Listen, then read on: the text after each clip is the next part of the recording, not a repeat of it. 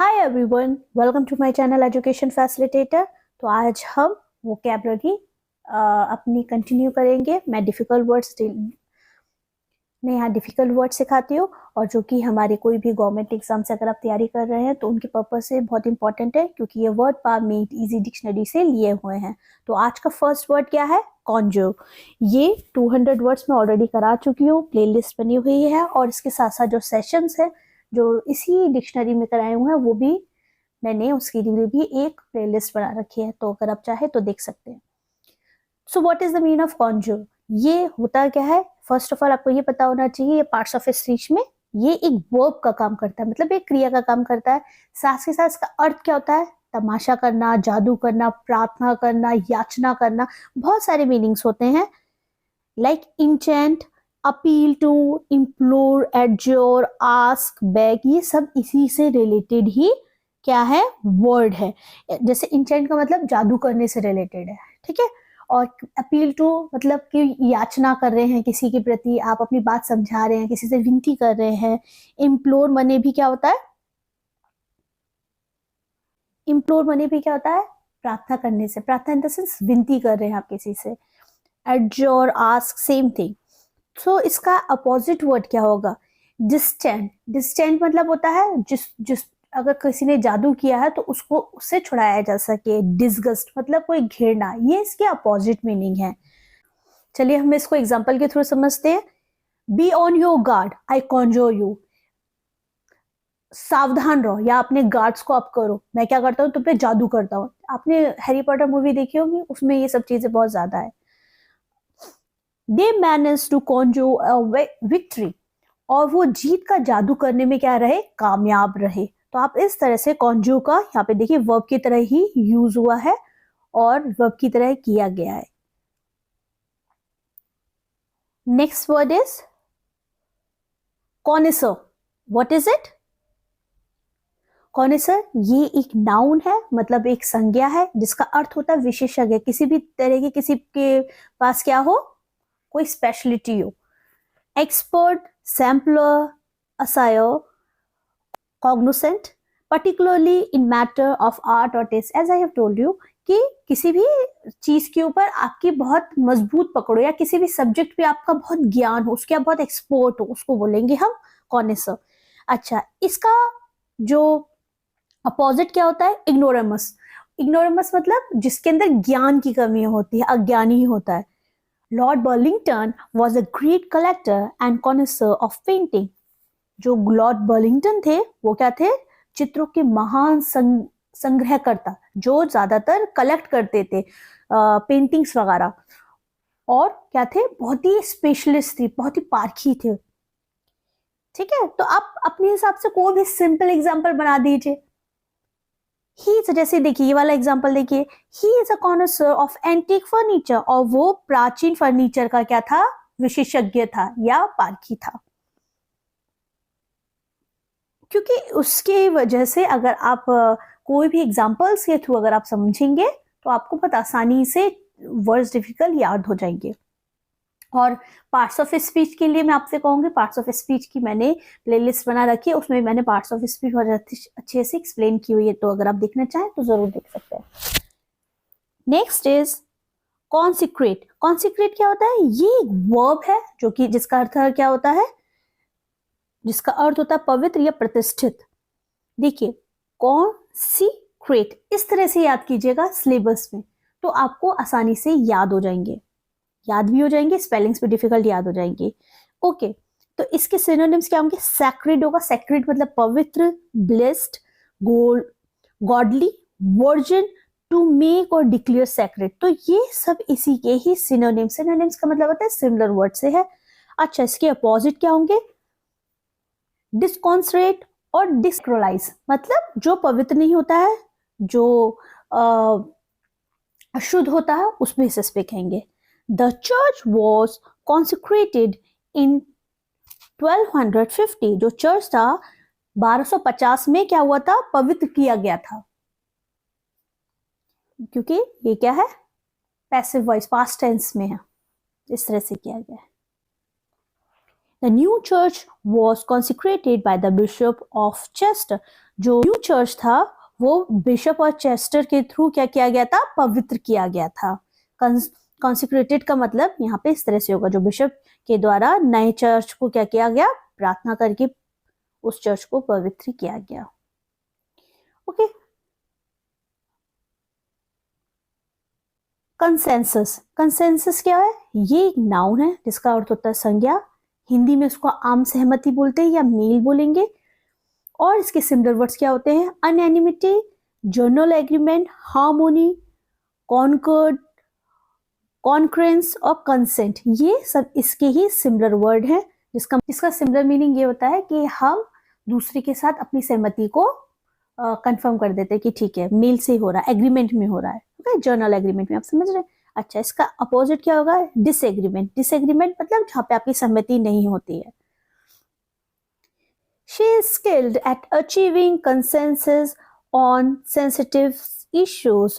वह संवेदनशील मुद्दों पर आम सहमति बनाने में क्या है? कुशल है। कोई भी लड़की है।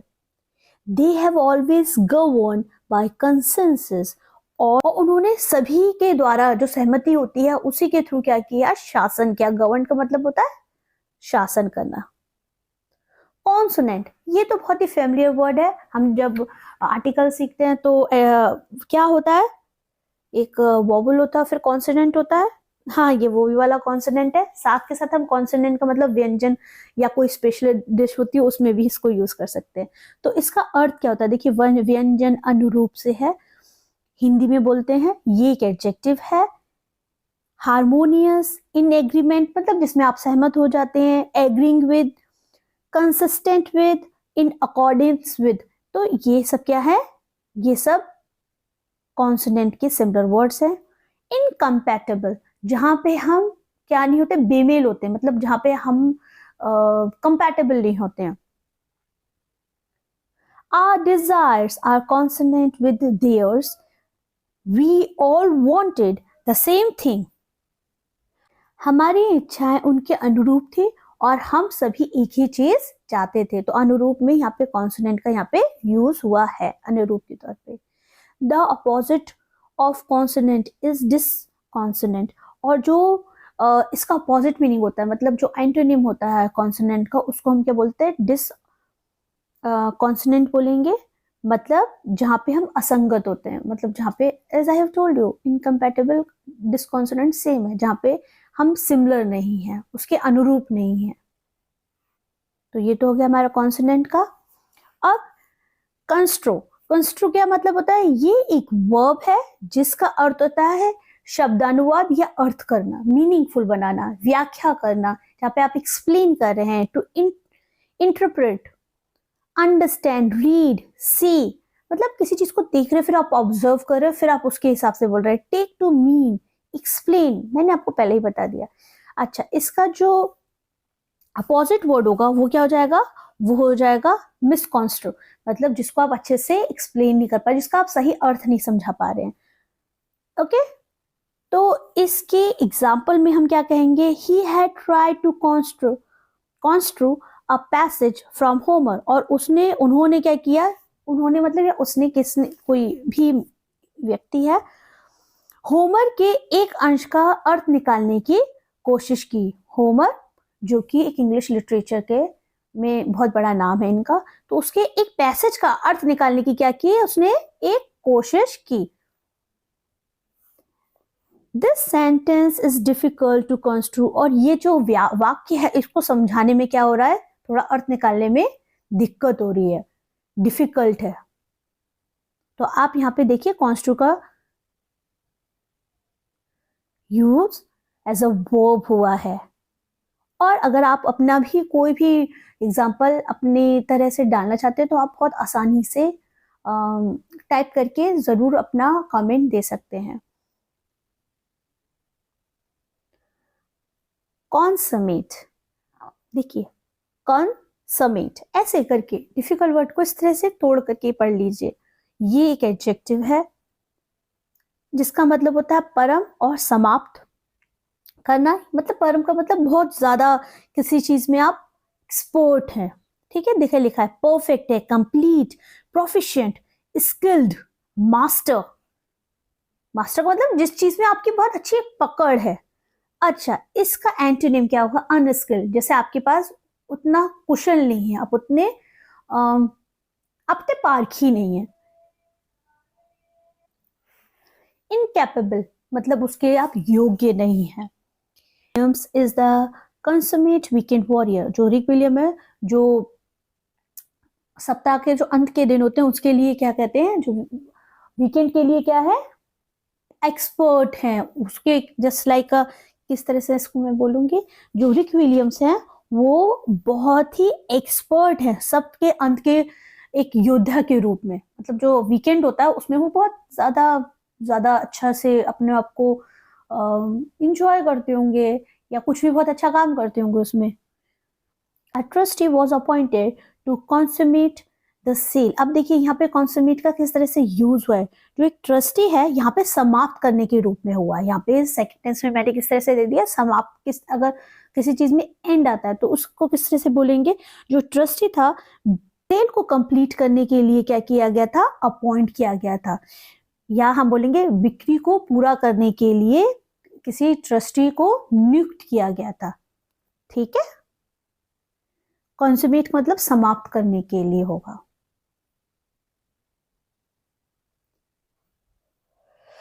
208 कंटेंशियस। कंटेंशियस ये एक एडजेक्टिव है जिसका मतलब होता है विवादास्पद, मतलब जिसमें ज्यादा आर्गुमेंट होते हैं। आर्गुमेटिव, क्वेरुलिज्म, कंट्रोवर्शियल, डिस्प्यूटेबल, डिबेटेबल और डिस्प्यूटेड। तो ये सारे जो सिमिलर मीनिंग्स हैं ये किसके हैं? कंटेंशियस के हैं। अच्छा, इसका अपोजिट क्या होगा? अनकंट्रोवर्शियल, जहां पे विवाद नहीं हुआ हो। Try to avoid any contentious wording. ज्यादातर क्या करना चाहिए हमें? कंट्रोवर्शियल जो शब्द मुंह से निकालते हैं उससे क्या करना चाहिए? खुद को बचा के रखना चाहिए। विवादास्पद शब्दों से खुद को, या आर्गुमेंट करने वाले शब्दों से खुद को बचा के रखना चाहिए। Abortion is highly contentious issue. और जो अबॉर्शन है मतलब गर्भपात है वो बहुत ही क्या है? बेहद आर्गुमेंट वाला एक मुद्दा है अबॉर्शन।